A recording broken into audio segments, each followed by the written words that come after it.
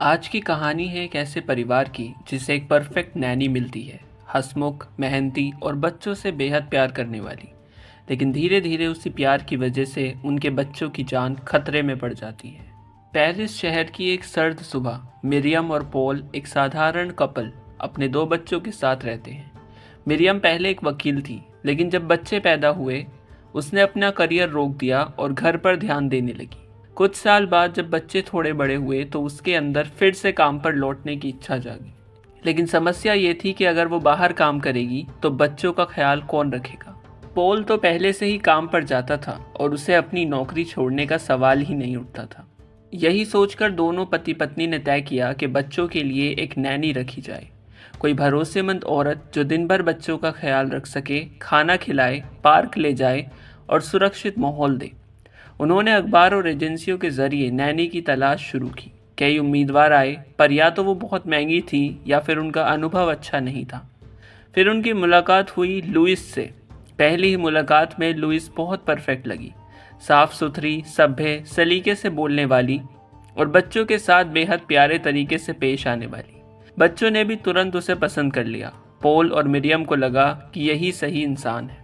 धीरे धीरे लुइस उनके घर का हिस्सा बनने लगी। सुबह वो बच्चों को नहलाती, उन्हें कपड़े पहनाती, नाश्ता बनाती और स्कूल छोड़कर आती। दोपहर में उन्हें पार्क ले जाती, कहानियाँ सुनाती, खेल खिलाती और शाम को घर पर खाना तैयार कर देती।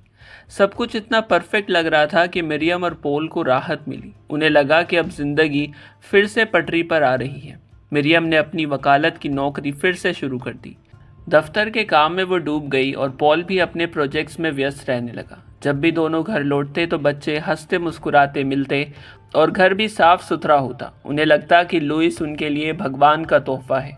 लेकिन धीरे धीरे छोटे छोटे इशारे मिलने लगे कि शायद सब कुछ उतना परफेक्ट नहीं था जितना दिख रहा था।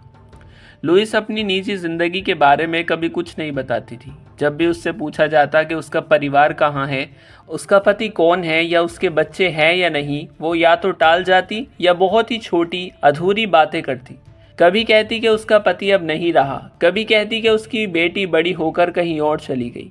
घर के बच्चे, मिरियम और पॉल अब उससे इतने प्रभावित हो गए थे कि उन्होंने कभी गहराई से जानने की कोशिश ही नहीं की।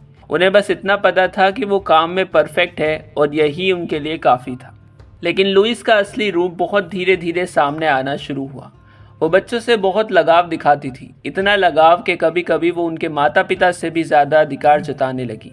अगर मिरियम बच्चों को देर तक सोने देती तो लुइस नाराज़ हो जाती। अगर पॉल बच्चों को बाहर पिज्ज़ा खिलाने ले जाता तो लुइस उन्हें डांट देती कि जंक फूड सेहत के लिए अच्छा नहीं है। धीरे धीरे बच्चों के लिए फैसले लेने का काम लुइस अपने हाथ में लेने लगी। शुरुआत में मिरियम और पॉल ने इसे नज़रअंदाज किया। उन्हें लगा कि ये उसकी ईमानदारी और बच्चों के प्रति जिम्मेदारी का सबूत है, लेकिन असल में ये एक तरह का नियंत्रण था जिसे वो धीरे धीरे हासिल कर रही थी। एक दिन मिरियम ऑफिस से जल्दी लौटी। उसने देखा कि लुइस बच्चों को सोफे पर बिठाकर टीवी दिखा रही थी और खुद रसोई में धीरे धीरे गुनगुनाते हुए कुछ पका रही थी। बच्चे उसके इर्द गिर्द घूमते जैसे कि वो उनकी असली माँ हो। उस पल मिरियम के दिल में एक हल्की सी चुभन हुई। उसे लगा कहीं वो बच्चों से दूर तो नहीं होती जा रही, कहीं बच्चे लुइस को उससे ज़्यादा पसंद तो नहीं करने लगे। लेकिन पॉल ने उसे समझाया कि ये सब उसके दिमाग का वहम है और उसने कहा, सोचो अगर लुइस ना होती तो हम दोनों का करियर कैसे चलता। मिरियम ने चुपचाप हामी भर ली, लेकिन उसके दिल में एक डर घर करने लगा। लुइस बच्चों को बहुत प्यार करती थी, लेकिन उसका रवैया कभी कभी अजीब हो जाता। अगर बच्चे उसकी बात नहीं मानते तो वो गुस्सा दबा लेती, पर उसकी आंखों में एक अजीब सी चमक आ जाती, जैसे अंदर से कोई तूफान छिपा हो। मिरियम ने एक दो बार देखा कि जब बच्चों ने उसकी बात नहीं मानी तो उसने चुपचाप अपने दांत भींचे और चेहरा लाल हो गया। धीरे धीरे घर के नौकरों और पड़ोसियों ने भी छोटे छोटे इशारे दिए। किसी ने कहा कि वो अक्सर बच्चों को लेकर बाहर तक घूमती है, जैसे कहीं खो जाने का बहाना ढूंढ रही हो। किसी ने कहा कि वो बच्चों के साथ ज़रूरत से ज़्यादा जुड़ाव रखती है। लेकिन मिरियम और पॉल ने सबको नज़रअंदाज किया। धीरे धीरे पाठक को पता चलता है कि लुइस का अतीत काफ़ी दर्दनाक और अंधकारमय था। उसका पति उसे छोड़कर चला गया था। उसकी एक बेटी थी, लेकिन उस बेटी ने उससे दूरियां बना ली थी। उसकी जवानी गरीबी, तन्हाई और निराशा से भरी रही थी। वो हमेशा किसी ऐसे परिवार की तलाश में थी जहां उसे अपनापन मिले, और जब उसे मिरियम और पॉल का घर मिला तो उसने उसी घर को अपना सब कुछ मान लिया। लेकिन यही अपनापन धीरे धीरे जुनून में बदल गया। लुइस ने अपने मन में ठान लिया कि ये बच्चे अब उसके हैं, वो उनके बिना जी ही नहीं सकती। अगर कभी मिरियम या पॉल बच्चों के साथ वक्त बिताते तो उसके चेहरे पर हल्का सा तनाव झलक जाता। उसके अंदर से आवाज़ आती, ये बच्चे मेरे हैं, सिर्फ मेरे। लुइस का बर्ताव धीरे धीरे और भी अजीब होता जा रहा था। कभी कभी वो बच्चों को बहुत देर तक नहलाती रहती, जैसे उन पर कोई नज़र न लगे। कभी कभी वो उन्हें सोने से पहले डरावनी कहानियां सुनाती, जिनमें माँ बाप मर जाते हैं और बच्चे अकेले रह जाते हैं। और कई बार वो खुद से बातें करती, जैसे कोई अदृश्य साथी हो जिससे वो अपना दुख बांट रही हो। एक दिन मिरियम ने देखा कि लुइस रसोई में बैठकर खुद से बुदबुदा रही थी। उसके चेहरे पर गुस्से और उदासी का अजीब मिश्रण था, जैसे वो कह रही हो, ये सब मुझसे छिन जाएगा, कोई मुझे फिर से अकेला छोड़ देगा। लेकिन उसने पॉल से ये बात ज़्यादा गंभीरता से नहीं बताई। लुइस ने बच्चों पर इतना गहरा असर डाल दिया था कि वो हर बात में उसकी सुनते। अगर मिरियम उन्हें कोई बात कहती और लुइस कुछ और कह देती तो बच्चे नैनी की बात मानते थे। ये बात मिरियम के दिल में धीरे धीरे चुभने लगी। उसे लगता कि कहीं वो बच्चों से दूर तो नहीं हो रही। पॉल भी कभी कभी नोटिस करता कि लुइस उन्हें बहुत घूरती। जब भी पॉल बच्चों को गोद में उठाता, लुइस के चेहरे पर एक अजीब सी कठोरता आ जाती, जैसे कोई अपना हक छिन जाते हुए देख रहा हो। अब लुइस केवल बच्चों की नैनी नहीं रही, बल्कि पूरे घर पर उसका नियंत्रण होने लगा। वो तय करती कि खाना क्या बनेगा, घर की सफाई, बच्चों के कपड़े, उनकी पढ़ाई, सब उसी के हिसाब से चलता। यहाँ तक कि मिरियम और पॉल भी अनजाने में उसकी आदतों के अनुसार ढलने लगे। धीरे धीरे लुइस घर की असली मालकिन जैसी महसूस करने लगी। एक दिन मिरियम ने ऑफिस से फ़ोन किया कि वो बच्चों को लेने थोड़ी देर से पहुंचेगी। जब वो घर लौटी, उसने देखा कि बच्चे रसोई में ज़मीन पर बैठे हैं और लुइस उन्हें अजीब खेल खिला रही है, जैसे कि मरने का नाटक। बच्चे लेटे हुए थे और लुइस कह रही थी, अब तुम सो गए हो, हमेशा के लिए सो गए हो। मिरियम का दिल जोर से धड़क उठा। उसने बच्चों को खींचकर अपने पास लिया और गुस्से में लुइस पर चिल्लाई, लेकिन लुइस ने सिर्फ मुस्कुराकर कहा, ये तो बस खेल है मैडम, बच्चे मज़े कर रहे हैं। लेकिन उस रात मिरियम सो नहीं पाई। उसके मन में बार बार वही दृश्य घूमता रहा। उसे पहली बार गहराई से महसूस हुआ कि लुइस में कुछ गड़बड़ है।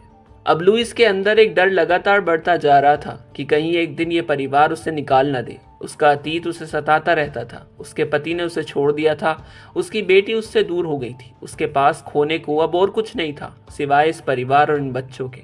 कभी कभी रात को वो खुद से बातें करती, ये मुझे छोड़ देंगे, सब मुझे छोड़ देते हैं, पर इस बार मैं उन्हें जाने नहीं दूंगी। उसका चेहरा कई बार डरावना हो उठता। उसकी आंखों में एक अजीब सी ठंडक और पागलपन झलकने लगता था। एक दिन मिरियम ने देखा कि बच्चों के खिलौनों पर अजीब निशान बने हुए हैं, जैसे किसी ने उन्हें चाकू से काटा हो। उसने बच्चों से पूछा तो उन्होंने मासूमियत से कहा, लुइस हमें सिखा रही थी कि कैसे बुरे लोगों से लड़ना है। मिरियम का दिल दहल गया। उसने पॉल को समझाने की कोशिश की कि लुइस अब सुरक्षित नहीं है, लेकिन पॉल हमेशा की तरह बोला, तुम ओवरथिंक कर रही हो, वो बच्चों से कितना प्यार करती है, तुम देख नहीं रही। लेकिन असली सच सामने आया एक खौफनाक दोपहर में। मिरियम और पॉल घर से बाहर थे। जब वे लौटे तो घर में अजीब सन्नाटा था। अंदर कदम रखते ही उन्हें लगा कि कुछ गड़बड़ है। रसोई से जलने की हल्की सी गंध आ रही थी। उन्होंने देखा बच्चे बेडरूम में पड़े हैं और लुइस उनके पास बैठी है, जैसे उन्हें सुला रही हो। चारों ओर खून और सन्नाटा। मिरियम की चीख निकल गई। पॉल ने बच्चों को उठाने की कोशिश की, लेकिन अब सब खत्म हो चुका था। लुइस ने मासूम बच्चों को मौत के हवाले कर दिया था। वो बस बैठी रही, खाली आंखों से, जैसे कुछ हुआ ही ना हो। उसके चेहरे पर न गुस्सा था, न पछतावा, बस एक अजीब सी शांति थी, जैसे उसने कोई बोझ उतार दिया हो। उसने धीरे से कहा, अब कोई मुझे उनसे अलग नहीं कर पाएगा। पुलिस आई, लुइस को गिरफ्तार किया गया, लेकिन सवाल यही रह गया, क्या वो सिर्फ एक पागल औरत थी या हालात और अकेलेपन ने उसे इस अंधेरे मोड़ तक पहुंचाया। मिरियम और पॉल की जिंदगी हमेशा के लिए टूट गई।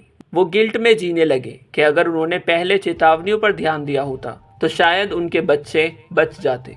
कहानी का अंत बच्चों की मौत और लुइस की गिरफ्तारी पर होता है। असली डरावना पहलू इस कहानी का ये था कि शुरू से ही सब परफेक्ट दिख रहा था, लेकिन असल में धीरे धीरे मौत घर में पनप रही थी। ऐसी और कहानियों के लिए हमारे चैनल को सब्सक्राइब करें।